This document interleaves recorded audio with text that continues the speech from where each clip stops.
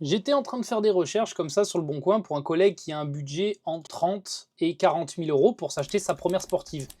Et il m'a envoyé un tas de véhicules, comme vous voyez là, une petite 4RS, une M5 V10, une Focus, une Audi RS6 V10, une Golf 7R, donc voilà des véhicules sportifs qui sont quand même assez éloignés mais qui restent très sportifs. On voit que dans les prix, on est tous entre 30 et 40 000, c'est ce qu'il souhaite. Mais il y a un truc que j'étais obligé de lui dire et qu'il n'a pas compris, c'est entre un 1,8 litre de 280 chevaux en 4 cylindres comme cette Mégane RS et par exemple une Audi V10 5 litres, les frais d'entretien, tout ce qui est lié, donc essence, carte grise, c'est un monde. Il y a vraiment un monde entre les deux. Et pour lui, en fait, il voyait vraiment que ce prix-là. Et c'est vrai que la plupart du temps, quand on achète une voiture, on voit que le prix d'entrée. La carte grise, on s'en doute, mais on ne voit pas tout ce qui est assurance et les frais d'entretien.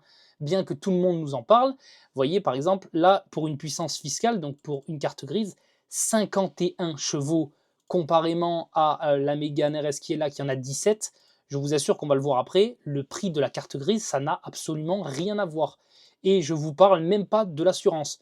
De plus, un truc qu'il faut absolument qu'on parle, et aujourd'hui, vous allez le voir à la fin de cette vidéo, ça va être très important, restez bien, les voitures qui sont préparées, donc qui ont un stage 1 ou plus, vraiment, il faut le savoir, et vous allez voir dans cette vidéo pourquoi. Attention avec les assurances, rouler avec ce genre de véhicule, on le voit tout le temps en vidéo sur internet, c'est rigolo, mais dans la vraie vie, ça n'est pas du tout un jeu, c'est rouler avec une épée de Damoclès au-dessus de la tête. Vous verrez, on va parler au niveau des assurances, c'est vraiment très très dangereux de rouler avec un véhicule qui a même un stage 1. Donc faites très attention et c'est parti pour la vidéo. Les cartes grises, alors pour un véhicule comme celui-ci, pour ceux qui n'en ont jamais eu, donc généralement les véhicules classiques, ça se situe entre 6 et 10 chevaux fiscaux, on va dire. Voilà, c'est la moyenne, c'est la norme des véhicules classiques. Dès qu'on commence à attaquer des véhicules de sport, donc on passe les 13 et plus, et on se retrouve par exemple comme celui-ci qui n'est pas un gros moteur, hein, c'est un 5 cylindres qui fait seulement 300 chevaux d'origine, on se retrouve déjà avec 21 chevaux fiscaux. Donc la carte grise, pour ceux qui ne savent pas, je vous mets les tarifs là à l'écran. Voilà, dans le Var à peu près, si la voiture a moins de 10 ans, on est à 51 euros le cheval. Et dès qu'elle a plus de 10 ans, on divise par 2, donc ils prennent à la hausse, on est à 26 euros. Donc pour un véhicule comme celui-ci, par exemple, vous faites 21 fois 26, donc ça vous donne le prix. Et ensuite, vous rajoutez une petite taxe de 11 euros, plus 2,76 € et les frais que va prendre l'agence qui vous fait la carte grise si vous ne passez pas par la NTS. Donc on se retrouve pour un véhicule comme celui-ci, donc une petite sportive, dans les 600 euros déjà pour une carte grise. Alors, pour mon collègue, par exemple, qui regarde un peu tout comme véhicule, bah, imaginez-vous, par exemple, un RS6 V10, donc même de 2008, hein, la carte grise, elle tourne autour de 1300 euros. Et encore, ils ont enlevé des malus, parce qu'à l'époque, on était proche des 8000, parce qu'il y avait aussi un malus CO2, même pour les véhicules d'occasion. Donc ça a été enlevé en 2021.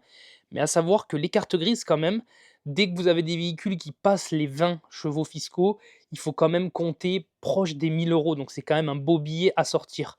C'est sûr, c'est pas les frais de l'année, généralement on est au courant, mais je préfère vous le dire là-dessus. Donc on passe direct à plus important, les frais d'entretien. Les sportifs sont des gouffres en entretien. Voilà ce qu'on entend depuis la nuit des temps. Quand on achète un véhicule sportif et qu'on est jeune, c'est nos parents qui nous le disent. Quand on est plus vieux, généralement c'est nos collègues et tout le monde nous dit la même chose. Ah, c'est un gouffre en entretien, c'est un gouffre en entretien. Mais quand on demande, personne nous dit pourquoi. Tout le monde nous dit oui, la conso, si, ça. Oui, bon, ça, on est au courant. Mais qu'est-ce qui est vraiment cher sur les sportives? Alors en fait, c'est surtout au nombre de cylindres que vous avez. Donc c'est là où vraiment les frais sont énormément différents. C'est-à-dire que sur un 4 cylindres comme les Mégane 3RS, les Cupra, donc tous ces véhicules-là, presque la Focus, bon, c'est un 5 cylindres, mais on s'en rapproche quand même. Tous ces véhicules-là qui restent dans les 300 chevaux, on va dire, d'origine, là encore, les frais sont pas exhaustifs, c'est pas énorme. Et bien que, je vais quand même vous montrer, il y a des pièces qui coûtent plus cher et il y a des choses qui s'usent beaucoup plus vite que sur une voiture classique. Et c'est là où je pense que les gens ont commencé à dire oui, il y a beaucoup de frais d'entretien sur ce genre de véhicule. Par contre, là où ils ont totalement raison, c'est dès qu'on commence à monter. Vous avez vu tout à l'heure, je vous ai montré un M5 V10, l'Audi RS6 V10. C'est là où les frais ils sont exorbitants comparés à une voiture classique. Pourquoi? Déjà, avec des cylindrées aussi grosses, Une vidange, c'est 2 fois le prix d'une vidange classique. Et vous savez, en ce moment, les gars qui font des vidanges, désolé à ceux qui nous arnaquent, mais il faut le dire, ils nous arnaquent. Quand je vois ma cousine qui a payé 400 € une vidange et les filtres, 400 € pour une C1 ou une C2, je sais plus ce qu'elle a, je préfère même pas en parler. Donc bref, dites-vous que sur une voiture classique, vous avez à peu près 5 litres d'huile. Quand vous montez sur des gros moteurs en V8, en V10, on se rapproche plutôt des 8 à 10 litres d'huile. Donc déjà, si vous trouvez que votre facture est chère, dites-vous, là, ils vont vous la doubler. D'autant plus que c'est des gros moteurs et quand ils vous font l'entretien, ils vous racontent toujours leur baratin et donc en fait, vous payez un max. Si vous allez directement chez le constructeur, vous êtes encore plus cuit, ils vont vous aligner, c'est sûr et certain. Ce qu'il y a surtout sur les gros moteurs comme un V8 ou un V10 par exemple, quand vous allez changer les bobines, un truc classique ou les bougies, et ben sur un véhicule 4 cylindres, forcément vous en avez 4. Sauf que sur les V8 et les V10, vous en avez 10. Donc rendez-vous compte, quand vous changez une bougie, généralement c'est dans les 15 € une bougie, bah là vous faites un 15 x 5 pour mon cas. Sur un V10, vous faites un 15 x 10. Vous voyez déjà? Et encore s'ils vous prennent 15 balles, si vous ne le faites pas vous, hein, parce que moi je vous parle de prix que j'ai moi par exemple sur Autodoc. Si vous allez le faire chez le constructeur par exemple, le prix il est bien plus élevé. Si vous voulez un exemple concret, voilà, on va dire, entre mon ancien 4 cylindres et celui-ci en 5 cylindres, eh bien, par exemple, mon Opel, quand il fallait changer les bobines d'allumage, c'était un seul rail où il y avait les 4 bobines qui étaient fixées dessus et la pièce, je la payais 120 ou 180 €, entre 100 et 200 € en gros et c'était une seule pièce qui changeait les 4. Par exemple, sur celle-ci, il y a 5 bobines bien différentes. Donc déjà, vous voyez, le prix, il est quasiment x2, x3. Donc c'est vraiment abusé la différence. Alors imaginez-vous quand vous avez 10 cylindres par exemple, et je sais pas moi, je vais prendre, une Audi RS6 par exemple, et que vous prenez vraiment des bobines de chez Audi, imaginez-vous faire un x10 dessus. C'est abusé le prix, auquel c'est vendu et c'est surtout là en fait, où réellement il y a une grande différence avec les voitures de sport, c'est surtout à la taille du moteur en fait. C'est surtout ça qui fait que c'est beaucoup plus cher. Ensuite, qu'est-ce qu'il y a de plus? Par exemple, sur les gros véhicules, vous n'avez pas la même capacité d'huile. Ça n'a rien à voir. Ici, c'est un 5 litres d'huile. Donc, quand vous allez prendre généralement 6 litres, on prend toujours un peu plus. Moi, par exemple, déjà, rien que sur ce véhicule, elle a une huile particulière, c'est de la 0W Galaxy, donc que vous retrouvez juste là. Vous voyez, ce bidon-là, déjà, c'est pas du tout le même prix que les autres. Vous voyez, la 0W40, elle est faite vraiment pour les RS. Je ne sais plus exactement combien je paye, mais je crois que c'est quasiment 20 € le bidon de 2 litres. Et voilà, et moi j'en prends généralement 6 ou 8 parce qu'en plus, moi je consomme un peu d'huile depuis que je suis forgé. Qu'à l'époque, par exemple, sur mes autres véhicules, je mettais ça, voilà, de la 5W40, vous payez 50 balles et c'est fini. Donc déjà, vous voyez, même avec la même quantité d'huile, quasiment, je paye déjà x2 juste pour un moteur comme celui-ci. On monte vraiment en taille de moteur, c'est là où les pièces commencent à être de plus en plus chères. Donc le liquide de refroidissement, comme le moteur est plus gros, il y en a plus aussi. Donc en fait, c'est toujours plus, toujours plus. Ensuite, chose qui s'use très beaucoup, très beaucoup même, je dirais, avec les sportives. Donc moi, évidemment, j'ai mis beaucoup trop de couple à l'avant, donc les pneus, je les mange x10, c'est-à-dire que les pneus avant, ils font entre 3 et 5 000 km. Alors que sur une voiture classique, on va dire, vous allez faire 30 000 bornes avec des pneus. Si vous avez une Propu et que ça patine un peu comme les M5 V10 par exemple, vos pneus, je donne encore moins d'espérance de vie que ce que j'ai là. Donc vous voyez, un pneu comme celui-ci, donc on est obligé de monter des Michelin PS4S, donc c'est des pneus quand même qui sont assez solides. Là, vous payez 180 € pièce. Le pneu, avec le montage, vous arrivez dans les 200 € par pneu. Donc évidemment, vous changez que les deux avant. Généralement, à l'arrière, ça s'use beaucoup moins. Mais voilà, il faut compter 400 €. Vous voyez, ça dépend comment vous roulez. Si vous faites du circuit, ça tient une journée généralement et après, ils sont morts. Donc c'est là où en fait les frais sont vraiment élevés. Après, en dehors de ça, l'entretien, c'est quasiment le même, hein. Les cycles, c'est pareil. Tous les 10 000, vous faites votre vidange. Bon, moi, je suis forgé, donc c'est encore autre chose, mais sinon, c'est tous les 10 000 à peu près, 10 000, 15 000. Si vous tapez vraiment dedans, vous réduisez un peu. Mais voilà, là où un véhicule classique, il sera tout le temps à 15 000 et pour les diesels à 30, bah, pour un véhicule comme ça, vous descendez un peu, vous allez le faire un peu plus souvent. Donc, c'est là encore où vous mangez encore un peu de sous. En dehors de ça, les pièces ne sont pas plus chères, hein. Vous avez une Ford Focus classique, donc pas une RS. Les pièces, par exemple, là-dessus, vu que c'est des modèles super communs, les vases d'expansion, c'est les mêmes prix. Vous n'allez pas payer particulièrement plus cher. Vous n'avez pas besoin de prendre une marque de fou. Les supports moteurs, j'ai payé le même prix. Voilà, c'est des pièces qui sont, on va dire, communes et classiques.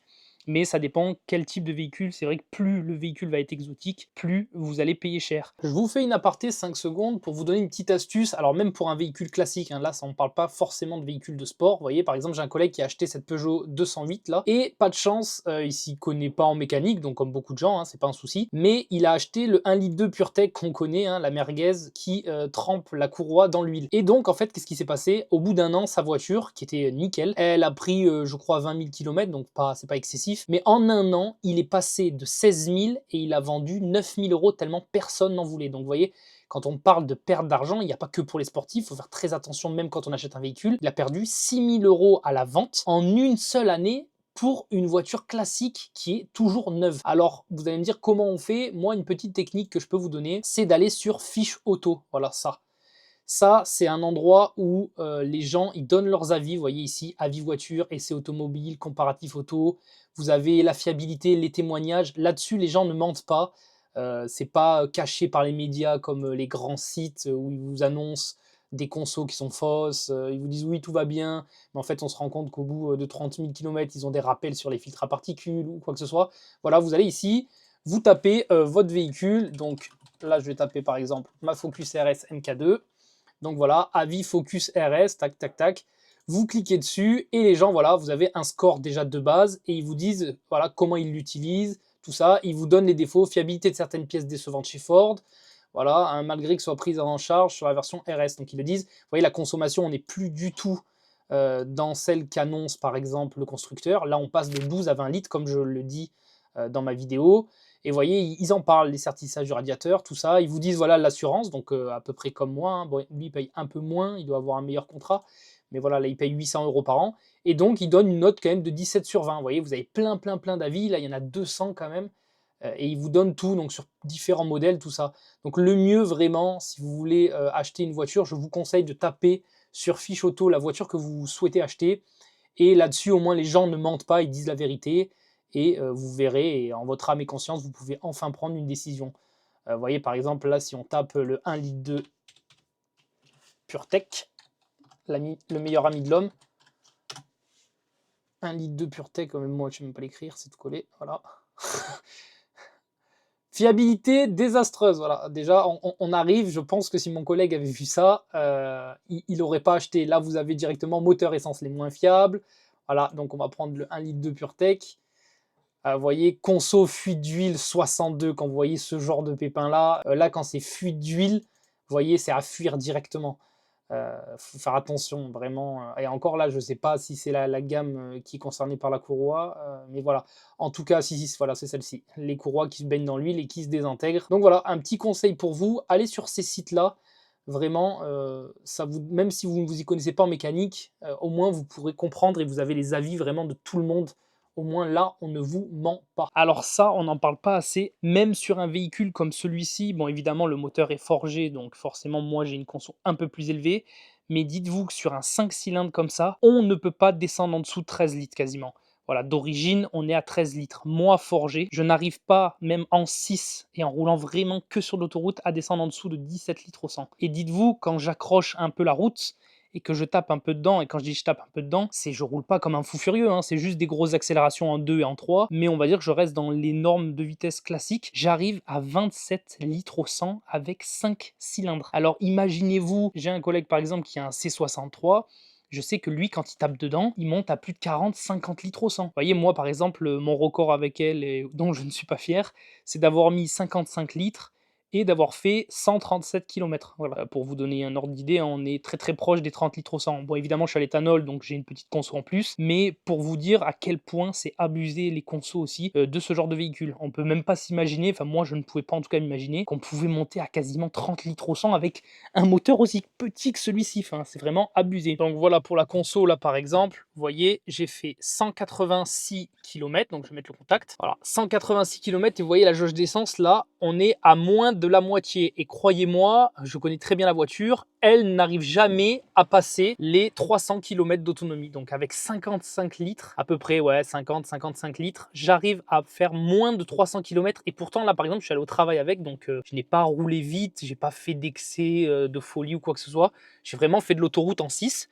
Et donc voilà la conso que ça sort, ce genre de véhicule. C'est à prendre en compte lors de l'achat d'un véhicule de sport et ça c'est les choses en fait où personne ne revient dessus. Maintenant on va passer au nerf de la guerre et écoutez bien parce que s'il vous plaît, c'est vraiment quelque chose à partager en masse parce qu'on n'en parle jamais. On voit toujours des vidéos sur internet de mecs qui roulent comme des fous, qui montent des véhicules préparés, des stages 3, des stages 4, des 1000 chevaux et plus sur la route. Alors s'il vous plaît, écoutez bien ce que je vais dire là. C'est un message de prévention et c'est vraiment, vraiment à savoir et à connaître. Il faut absolument que si vous avez une voiture préparée, vous ayez ça dans votre tête. Vous voyez, mes collègues, ils me disent, ouais, même si elle a un stage 1, je la veux bien la voiture. Si vous avez un stage, que ce soit même un stage 1, un stage éthanol, si ça n'est pas inscrit à votre carte grise et si l'assurance ne vous a pas imprimé un papier avec toutes les modifications une par une et vous disant, oui, vous êtes assuré pour ça, vous n'êtes pas assuré. Sachez que vous n'êtes pas assuré. Pour tous ceux qui s'imaginent que les stages, on peut les assurer, si l'assureur vous le détaille un par un, tous les alinéas, en acceptant les pièces qui ont été modifiées et qui vous signe, dans ces cas-là, vous êtes couvert. Si par contre, il ne vous signe rien et qui vous dit oui, oui, j'accepte, le jour où vous cartonnez, je vous assure qu'ils vont se retirer sûr et certain. Une parole ne vaut rien du tout, surtout aux yeux d'une assurance. On peut vous le dire 10 fois, si ça n'est pas écrit, signé, ça ne vaut rien du tout. Les véhicules que vous voyez où tout le monde roule comme des fous, on vous présente des 1000 chevaux et tout ça sur internet, faites très attention. Si jamais vous rentrez en collision avec quelqu'un, ce que je vous souhaite pas, hein, et qu'il y a des blessés, c'est là où ça devient beaucoup, beaucoup plus grave, vous allez vraiment liquider vos comptes en banque. Pourquoi? Parce que si les assurances se retirent, par exemple pour un accident de la route et que vous avez blessé des personnes ou vous-même et que vous n'êtes pas assuré, c'est vraiment une catastrophe, c'est la fin de tout. Pourquoi je dis ça? Parce que sachez que des soins intensifs, par exemple, si vous faites 10 jours, 20 jours en soins intensifs, ce qui est possible avec un accident de la route, hein, je le souhaite à personne et je vous souhaite vraiment de faire très attention et soyez prudents sur la route, mais c'est quasiment, si je me trompe pas, c'est entre 2 et 3 000 euros la journée. Si l'assurance ne prend pas en compte, qu'est-ce qui va se passer? Tous les frais hospitaliers de la personne, surtout si vous êtes en tort, hein, si vous êtes rentré dans la personne et que c'est vous qui avez engendré ces frais, vous devez lui payer. Et là, je vous assure que si l'assurance ne prend pas en compte, c'est pas les 100 euros d'assurance que vous avez tous les mois. Hein. Non, non, non, non, non, vous allez devoir rembourser la totalité des frais. Surtout si en plus la personne sait que le véhicule est modifié et qu'il porte une plainte dessus, vous êtes vraiment cuit. Et quand je dis cuit, c'est pas vous lui devez une voiture à 20, 30, 40 000. Hein. Non, non, ça c'est des petits frais. C'est vous pouvez facilement devoir 200 000 euros de frais hospitaliers, 300 000 euros. Alors évidemment, ce sera sur un crédit, hein, mais je peux vous assurer que si vous avez un crédit de 200 000 pour rembourser une personne, c'est vraiment abusé, sans compter du fait que vous ayez blessé les gens ou pas. Donc tous ceux que je vois zigzaguer avec des Golf, je suis désolé pour ceux qui ont des Golf. Le problème des Golf, c'est que elles sont tellement fiables et tellement abordables que tout le monde en a acheté parce que c'est une bonne voiture, hein, faut dire la vérité. Mais du coup, le problème, c'est que plus il y a de masse, plus il y a d'idiots dans la masse. Et donc, quand je les vois avec leur stage, leur pop and bang, et je l'entends, la voiture est des cata, hein, il n'y a pas besoin de faire, y a pas besoin d'être ingénieur pour le savoir. Quand elle fait des flammes et qu'elle vous double, on sait bien qu'il n'y a plus de catalyseur. Donc là, déjà, vous n'êtes plus assuré. Quand je les vois zigzaguer en ville et tout, et enrouler comme des fous, si malheureusement un jour vous venez à taper, faites très très attention à ce que vous faites. Je peux vous assurer, les assureurs ne vous couvreront pas et à la moindre occasion, ils s'échappent. Maintenant, pour un véhicule comme le mien, si vous devez l'assurer, par exemple, faire assurer un stage 4, c'est quand même possible, mais en vrai, il faut repasser la DRIAL. La DRIAL, c'est quoi? Je vous mettrai l'abréviation parce que je me rappelle plus bien exactement. C'est ce qu'on appelle généralement les mines. Et en fait, ils font passer votre véhicule, ils lui font passer un tas de tests, comme quand il passe l'homologation. Et si à la fin, il a réussi tous les tests, ce qui est impossible, eh ben, il vous donne un papier comme quoi votre véhicule est homologué sur la route. Sachez que ça coûte des milliers d'euros. Et rien que pour 1 décibel de trop, la voiture ne passe pas. Par exemple, je pense notamment aux Ford Raptor. Eux, par exemple, ils sont trop larges et ils ne passent pas. Vous avez aussi certaines Mustang, il me semble, je crois que c'est les Mustang ou les Corvettes. Le son n'est pas bon et donc à l'importation, parce qu'il faut savoir qu'un véhicule importé, s'il n'est pas homologué route française ou route européenne, il faut le faire passer à la DRIAL. Et il y a un mec qui expliquait ça là sur YouTube, et justement il a dû mettre 4 ou 5 silencieux différents pour arriver à descendre en dessous du seuil que demandait justement la DRIAL pour l'homologation de la route. Et sachez que lui, il n'avait même pas modifié le véhicule, hein. C'était vraiment le véhicule importé des États-Unis. Donc généralement sur des accidents de la route ou des sorties de route classiques, ça peut le faire, mais il faut savoir qu'en réalité, rouler avec des véhicules comme ça, c'est avoir une épée au-dessus de la tête. Le jour où vous frappez, malheureusement, vous aurez plus que vos yeux pour pleurer, et ça, il faut le savoir parce que il y a trop de vidéos où tout le monde prône les stages, les stages, les stages. Alors c'est très bien, le véhicule est performant, il tourne mieux, on préfère, voilà, c'est vraiment notre kiff. Mais sachez que sur route ouverte, normalement, ça n'a absolument pas sa place. Donc vous allez me dire, oui, mais pourquoi toi, tu te permets de faire ce genre de vidéo alors que tu roules avec ça? Eh bien parce que moi, je le sais, et le jour où je tape, eh ben je pourrais m'en vouloir qu'à moi-même, et je sais très bien ce que je fais. Et si par exemple, je dois rouler fort hors des villes, dans des endroits isolés, et si je sors ou je me blesse seul. Et je fais souvent ça sur des routes qui sont fermées, c'est-à-dire que soit on a des collègues où on fait des passages et ils sont d'un côté et de l'autre de la route, et la route est fermée, en fait il n'y a pas de passage, on ne peut pas s'engouffrer dedans, il n'y a pas de sortie de maison ou autre, et voilà, c'est comme ça qu'on fait malheureusement. Si vous voulez faire les fous, c'est sur circuit et ça n'est pas sur une route ouverte. Donc tous ceux qui prônent ça, je trouve qu'ils devraient à chaque fois faire un message de prévention. Je suis désolé, c'est très lourd, mais il faut absolument en parler. Voilà, c'est normal, on peut pas présenter ce genre de véhicule et dire à tout le monde c'est la norme, faites ça, c'est trop cool, se balader avec une voiture qui fait 2 fois sa puissance d'origine. On est en France, il y a des règles. Malheureusement, si vous voulez pas de règles, il y a les États-Unis. J'y suis allé récemment et je peux vous dire que là-bas, il n'y a pas de contrôle technique. Voilà, donc là-bas, on peut faire un peu ce qu'on veut. Vous voyez, j'ai vu par exemple des jantes en plus de 30 pouces. Voilà, chose que si vous mettez en France, je peux vous dire que vous faites pas 3 mètres avec. Mais bon, voilà, c'est comme ça, on est en France, on respecte les règles et il est nécessaire de savoir ça. Alors maintenant, combien ça coûte une assurance pour un véhicule comme le mien? Alors moi, sachez que je suis assuré à 0,74. Malgré que j'ai le permis depuis longtemps, j'ai fait l'erreur quand j'étais plus jeune d'aller sur des comparateurs auto. Et en fait, ces comparateurs sont très bien parce qu'ils nous disent qu'ils comparent 1500 sites différents. Donc ce qui est vrai, aux 1500 assurances. Sauf que dans les 1500 assurances, ils omettent de vous dire, ils comparent pas toutes les assurances. Et nous, on en voit 1500 et on se dit, ah bah il y a tout le monde. Non, par exemple, les meilleures assurances, moi que je connaisse, qui assurent les jeunes permis, donc vous avez AXA Assurance, ils ne sont pas dedans. La Matmut, généralement, c'est les meilleurs au niveau de la couverture et de la protection du personnel, ils ne sont pas dedans. Le Crédit Mutuel, ils ne sont pas dedans. Donc en fait, toutes les grosses assurances ne sont pas généralement dans ces comparateurs.